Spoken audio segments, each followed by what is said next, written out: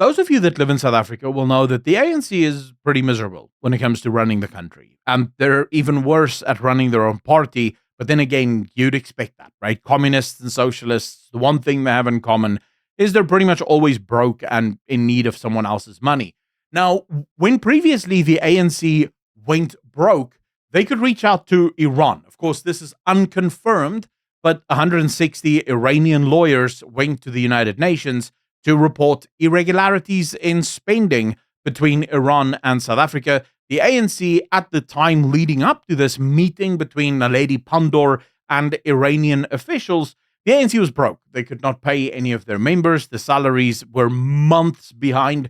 And then suddenly, after this meeting between Iran and South Africa, the ANC just magically has a bunch of cash, right?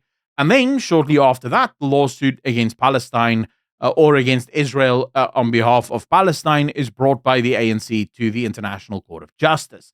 Anyone that thinks that, oh yeah, South Africa is standing on morality, the International Court of Justice is useless. It doesn't matter. Instead, what is happening now is South Africa is being punished by Trump and arguably by the rest of the world very soon because the ANC is confusing South Africa's position in the world with the ANC's moral positions within the world. The ANC hates Israel, and the ANC thinks that Israel is an apartheid state. This should not be the official position of South Africa. South Africa is in no position to preach to anyone about human rights or about effective governance. South Africa should just keep the hell quiet and try to get as much money from everywhere in the world as is humanly possible. But no, the ANC had to drag us into their feuds, and now we're paying the price with tariffs over 30%, probably moving up to 40% in the very near future. There are potential ways in which Trump could literally bankrupt this country overnight if he truly wanted to. And now the ANC's NEC meeting, which was held over the weekend that was supposed to actually talk to these tariffs, are largely useless, right? It didn't even work out because the ANC was broke for most of this, right? They couldn't even form, they couldn't even get to the meeting part of this because first they had to move multiple times to new locations.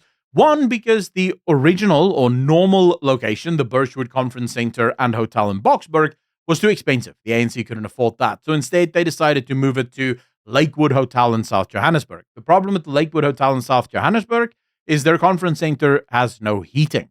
It's the depth of winter here. So it's very cold in the south of Johannesburg. And so members were literally freezing. I don't mean literally, but that's according to some of the members that was there. Right? So people were very, very angry. And according to one insider, the SG was very angry and NEC members were all livid. This place is cold, chief, but the Treasurer General brought us here because they cannot afford Birchwood. Another insider said, even the food was very bad. This cannot be the standard to treat NEC members of a liberation movement. It goes even further. The last week or the week before last week, no, it was last week, where the ANC hosted the African Liberation Conference or whatever the hell it was called.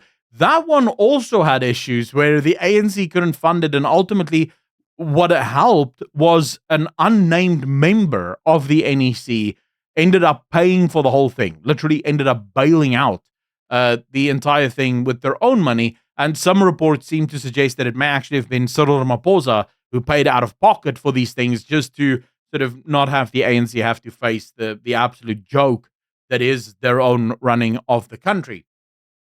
This, of course, is just, it's insane, right? So the quote here is, that summit would have flopped or been postponed if a certain comrade did not intervene, as he usually does, and save the day, said a person with an eye on ANC financial statements. The TG is not coping, quite honestly, because money problems are just constant. But she's lucky the president and his circle have a soft spot for her and are always willing to come to the rescue. The food was late, all this stuff, right? So effectively, the ANC is in serious, serious trouble, and the trouble continues to mount. I think a big part of that actually comes from this, right? I think a big part of this comes from the aid cuts. I think the ANC used a lot of the foreign aid that was given to it as a way to basically fund its own operations. And now that the US is cutting all aid from South Africa, tariffs being imposed on South Africa, I think we're in serious, serious trouble. And I think the ANC is too. Remember a few weeks ago, I covered a story where the minister for the intelligence services in South Africa came out with this weird report, right? That said, "Oh, there's a coup, but we're aware of the coup, and so there's no coup."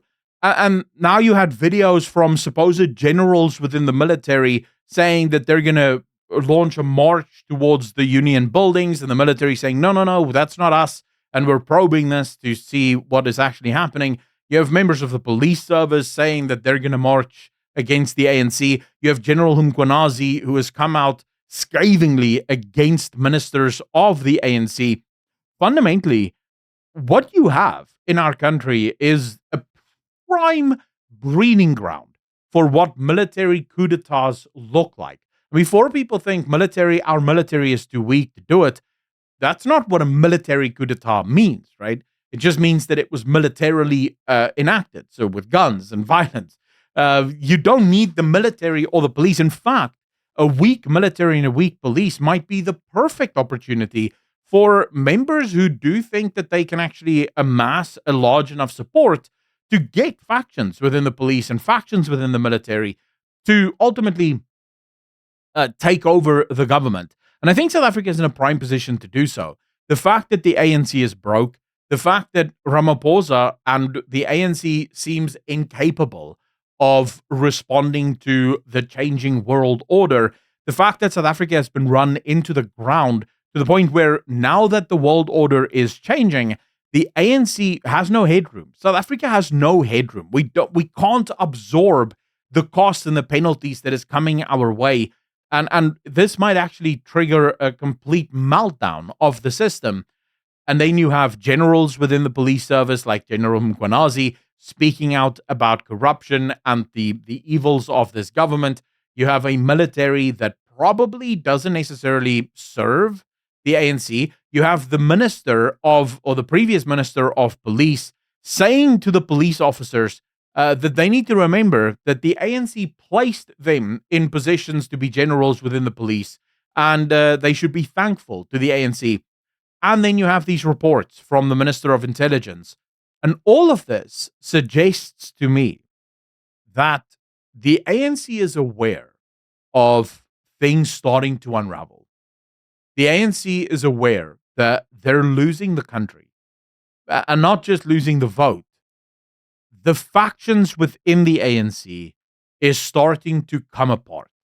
So Ramaphosa was able to hold them together in 2018. He was able to hold them together in 2024, but with promises.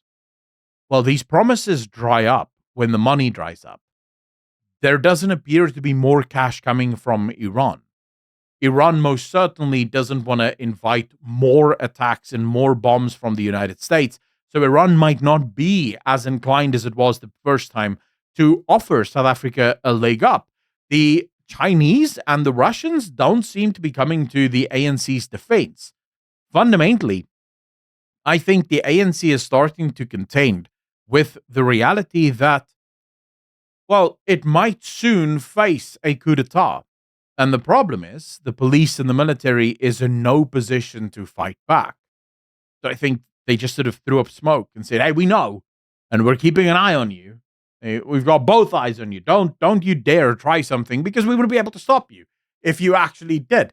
Now, of course, I'm not inviting a coup d'etat. Those are very bad, and they tend to be very chaotic, and lots of people die. There's a lot of suffering. But when you have a country where the president is weak, the leading party is weak and basically just looking for new ways to steal and rob from their own members, when you have a system that has effectively hollowed out the economy to the point where most of the people in the economy are not working, nor do they even have an opportunity to find a job, it all just leads to the same place. The ANC, we're already so far in debt. We spend 1.2 billion rand a day just paying off the interest to the debt that we already owe. Now we have 30% tariffs. The ANC is promising that they'll bail out the businesses suffering. We already know that one business lost 750 million rand worth of contracts overnight as a result of these tariffs. Things are not looking well, and they don't seem to be getting better. I think the ANC understands this might be the end of the road. Like, we might not have a GNU in a few months, and not because the DA left or any other party left, but because the ANC just came apart at the seams. I'll keep you up to date, of course, to everything. Let me know in the comment section down below how you feel. If you like my videos, if you like the content that I put out, you like rational and honest conversation, then please consider hitting that like button, hitting that subscribe button, and let me know in the comment section down below, because YouTube does reward that, and more people will see it the more you guys do it. If you want to support this channel more directly, simply hit the join button below this video, or the link in the description down below to Patreon to support this channel as little as $3 a month. Get you access to ad-free viewing of all videos. As always, be good to each other, be kind to each other, and I'll see all of you in the next one. Peace.